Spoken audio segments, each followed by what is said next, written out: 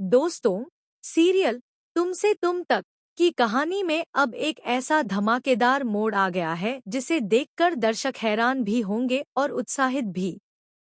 इस बार मैदान में उतरी है मीरा, जो लंबे समय से सिर्फ एक मौके का इंतजार कर रही थी कि अनु को कंपनी से बाहर निकाल सके। और आखिरकार उसे वो मौका मिल भी जाता है।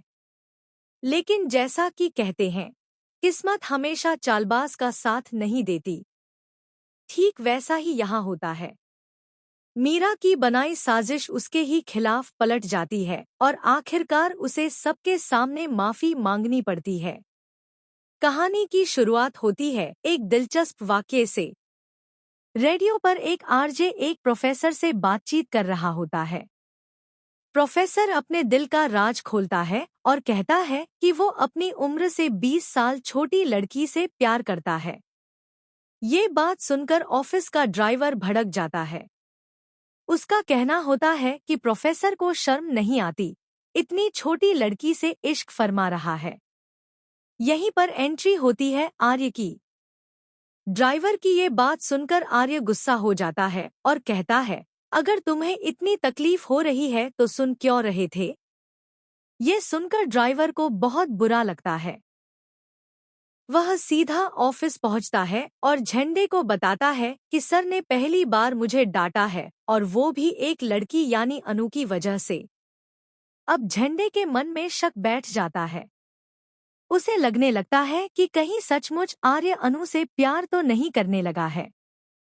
वह ठान लेता है कि अब अनु के खिलाफ कुछ कदम उठाना ही होगा। इसी बीच कहानी का दूसरा ट्रैक शुरू होता है।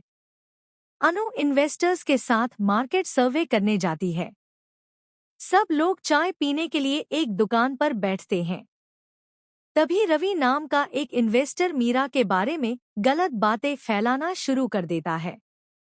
वह कहता है कि मीरा पहले आरएसएल की पर्सनल सेक्रेटरी थी और उनका अफेयर चल रहा था।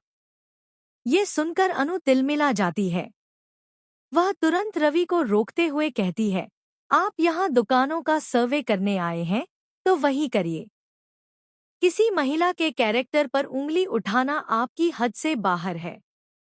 बीच बाजार में किसी की इज्जत उछालना शर्मनाक है। रवि ताना मारता है कि मैंने तुम्हारे बारे में थोड़ी ना कुछ कहा, फिर तुम्हें क्यों इतना बुरा लग रहा है।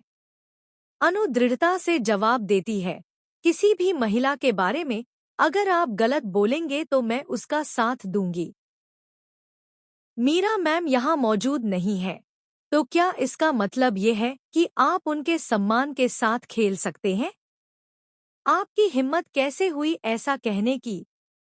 अनु की ये बहादुरी देखकर बाकी इन्वेस्टर्स बहुत प्रभावित होते हैं। वे अनु की जमकर तारीफ करते हैं और कहते हैं कि हमें तुम्हारा आत्मविश्वास और साफ सोच बहुत पसंद आई।